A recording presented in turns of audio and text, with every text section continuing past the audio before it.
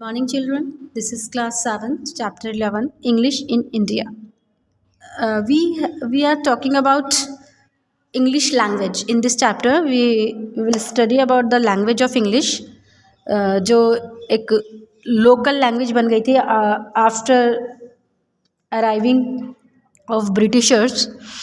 English जो थी वो एक कॉमन ऑफिशियल लैंग्वेज बन गई थी इंडिया में, तो उसके बारे में ही हम आज यहाँ स्टडी करने वाले हैं. English reached India through the officers of the East India Company, other traders and also through missionaries. English कहाँ कैसे पहुँची इंडिया में? जो ईस्ट इंडिया कंपनी के जो ऑफिसर्स थे वो लेकर आए और ट्रेडर्स लेकर आए, मतलब ट्रेडर्स जो आए थे, मिशनरीज वगैरह आई थी, उनके थ्रू यहाँ पर इंडिया में इंग्लिश आई थी. Though the British had been staying in the Indian subcontinent since 16th and were gradually gaining political control. It was only in 1835 that English officially became an important language for the local population. तो कह रहा है कि भले ही जो British थे वो 16th century से इंडिया में रह रहे थे, लेकिन धीरे धीरे उन्होंने क्या किया, 1835 तक इन्होंने पूरा पॉलिटिकल कंट्रोल कर लिया था इंडिया पे और इंग्लिश को ऑफिशियली लैंग्वेज कॉमन पीपल में, कॉमन पॉपुलेशन में इंग्लिश को ऑफिशियली लैंग्वेज बना दी थी. कब तक? 1835 तक इंग्लिश पूरी तरीके से पूरे इंडिया में और सब कॉन्टिनेंट्स में भी फैल गई थी. It was in 1813 that the charter act passed by the British granted funds to be used for the education of the Indian people, but there was a debate over what type of education should be encouraged, oriental और western. तो 1813 का time था जब charter act पास हुआ British के through, और British ने क्या ग्रांट किया, फंड्स दिया इंडियन को एजुकेशन के लिए. फंड्स मीन्स लोन देना स्टार्ट कर दिया. लेकिन सबसे बड़ा एक डिबेट ये था कि इनको किस टाइप की एजुकेशन दिलाई जाए, ओरिएंटल और वेस्टर्न. वेस्टर्न लैंग्वेज आप जानते हो, विदेशी लैंग्वेज मीन्स टू से इंग्लिश, या फिर ओरिएंटल यानी रीजनल लैंग्वेज जहाँ पर ये रहते हैं, जिस सब कॉन्टिनेंट में इंडियंस रहते हैं, तो इनको इनकी रीजनल लैंग्वेज दी जाए या फिर इनको वेस्टर्न लैंग्वेज की स्टडी की जाए. ये सबसे बड़ा डिबेट था. तो Lord Macaulay's minutes of 1835 resolved the issue by the promoting western literature and sciences, but they are to be taught in the English language. अब इन्होंने जो लॉर्ड मैकॉलेज थे, उन्होंने 1835 में इस बात का सॉल्यूशन निकाल दिया कि इनको वेस्टर्न लिटरेचर और साइंसेस प्रमोट की जाएंगी, लेकिन वो इंग्लिश लैंग्वेज में पढ़ाई जाएंगी. उनके जो इंस्ट्रक्शंस होंगे वो इंग्लिश लैंग्वेज में होंगे. वेस्टर्न से मीन्स ये नहीं है कि सिर्फ इंग्लिश ही हो. वेस्टर्न मतलब वहाँ इंडिया में डच भी थे, तुर्की भी आए थे, मोस्टली अदर कंट्रीज से ट्रेडर्स आए हुए थे, फ्रेंच भी थे. तो अलग अलग वेस्टर्न एजुकेशन और लिटरेचर तो दी जाएगी, लेकिन इंग्लिश मीडियम के थ्रू, इंग्लिश मीडियम में दी जाएगी. The English education act of 1835 set aside funds for schools that were willing to use western curricula and English as the medium of instruction. तो जब 1835 में इंग्लिश एजुकेशन एक्ट को पास किया गया, तो उसमें स्कूल, बहुत सारे स्कूल के लिए फंड्स दिए गए, स्कूल खोले गए, और क्या इच्छा रखते हो, willing to use western curricula, मतलब जो करिकुलम होगा वो वेस्टर्न होगा, मतलब वेस्टर्न के अकॉर्डिंग ही इनका पूरा सिलेबस तैयार होगा, वेस्टर्न लैंग्वेज के अकॉर्डिंग. और लेकिन इसका जो इंग्लिश मीडियम होगा वो क्या होगा, इंग्लिश होगा. The new trend was given impetus by other official measures by the British. मतलब वॉज गिवन इम्प्यूट्स मतलब वो उनको आगे बढ़ाया गया, प्रमोट किया गया. इस नए ट्रेंड को बहुत ज़्यादा speed milli. Was given impetus मतलब इस ट्रेंड को, जो ये नया ट्रेंड चला था इंग्लिश मीडियम का, इंग्लिश पढ़ाने का, ये इस वॉज गिवन इम्प्यूट्स आप कह सकते हो speed. Was given speed by the other official measures by the British such as the Wood's dispatch of 1834. This dispatch suggested that education in the mother tongue should continue at the primary level, but English should be the medium of instruction at the higher level. Following the directives of the dispatch, departments of education were instituted in many colleges. अब उन्होंने कहा कि private जो एक woods dispatch act हुआ 1854 में, तो उसके अकॉर्डिंग क्या हुआ, इस डिस्पैच के अकॉर्डिंग क्या हुआ कि ये सजेस्ट किया गया कि प्राइमरी लेवल पे तो जो मदर टंग में ही प्राइमरी लेवल को पढ़ाया जाए, लेकिन हायर जो लेवल है, अपर प्राइमरी जो लेवल है, वहाँ से इनको इंग्लिश मीडियम से ही इंस्ट्रक्शन दिए जाने चाहिए. और जो फॉलोइंग डायरेक्टिव्स थे, डायरेक्टिव्स मतलब जो ये आदेश थे, ये जो कमांड थी जो दी गई थी पहले, रूल्स रेगुलेशंस जो थे, उन डायरेक्टिव्स को directives of the dispatch departments of education were, मतलब जो प्रिंसिपल्स थे इसके, जो भी मदर टंग में देना है या इंग्लिश मीडियम में हायर लेवल को देना है, ये सब डायरेक्टर्स को इंग्लिश एजुकेशन ने इंस्टीट्यूट किया। इंस्टीट्यूट करना, एस्टैब्लिश किया इन मेनी कॉलेजेस। तो डिपार्टमेंट ऑफ एजुकेशन था, उन्होंने कई कॉलेजेस को एस्टैब्लिश किया।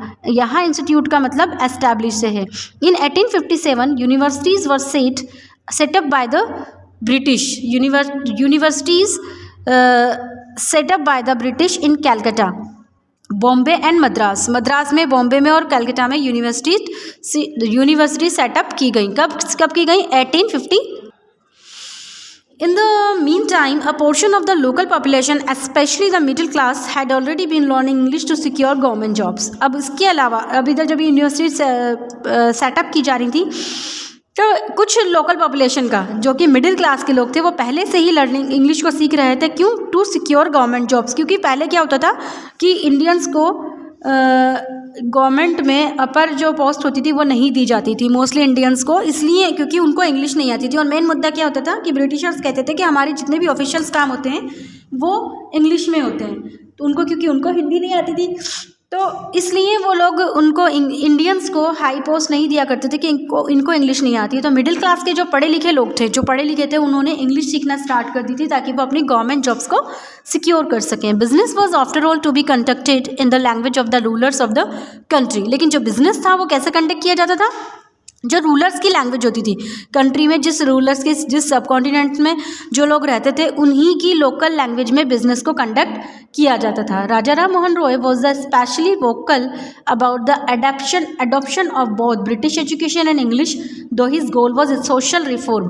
अब social reform rather than better job opportunities. लेकिन राजा राम मोहन रॉय ने स्पेशली इस एडॉप्शन को बहुत अच्छा और एक स्प्रिट दी और एक स्पीड दी कि इंग्लिश और जो ब्रिटिश एजुकेशन थी, इन दोनों को क्यों दी?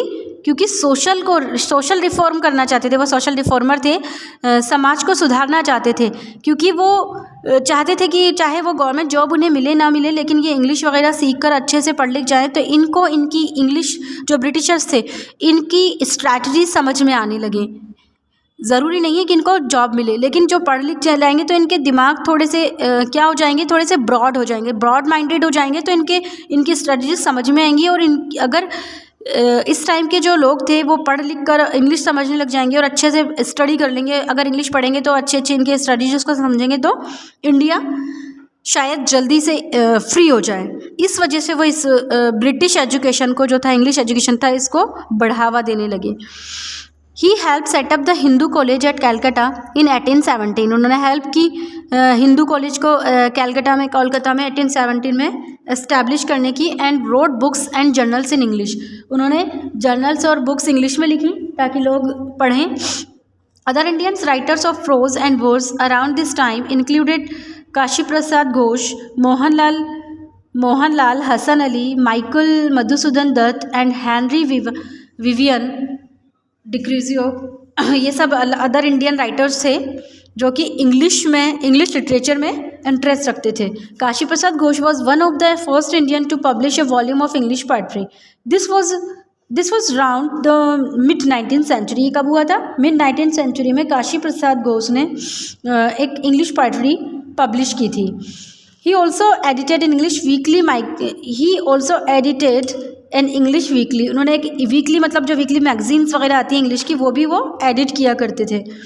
Michael Madhusudan Dutt wrote verse, prose and drama in English and Bengali with equal ease. मतलब वो मधुसूदन जो दत्त थे वो कौन थे? बंगाली थे, तो वो बंगाली में भी लिखते थे और इंग्लिश में भी लिखा करते थे, वर्स भी, प्रोज भी और पोएम भी। His narrative poem the captive lady was published. Narrative poem क्या होती है? जो कि किसी को कहानी को बताते हुए कोई पोएम लिखी जाती है। किसी पोएम में किसी कहानी का डिस्क्रिप्शन होता है, उसे नरेटिव पोएम कहते हैं। तो उनकी जो नरेटिव पोएम थी the captive lady was published. Around this time the Dutts known as Anglo-Anglian literatures first family came on the scene. मतलब इंडो एंग्लियन क्या होते हैं? जो कि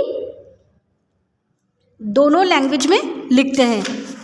इंडो एंग्लियन इंडो एंग्लियन एक वर्ड है जो कि इंग्लिश राइटर इंडियन राइटर्स के लिए यूज़ में आता है, जो वो इंडियन राइटर्स जो कि इंग्लिश में पोइट्री लिखते हैं। To this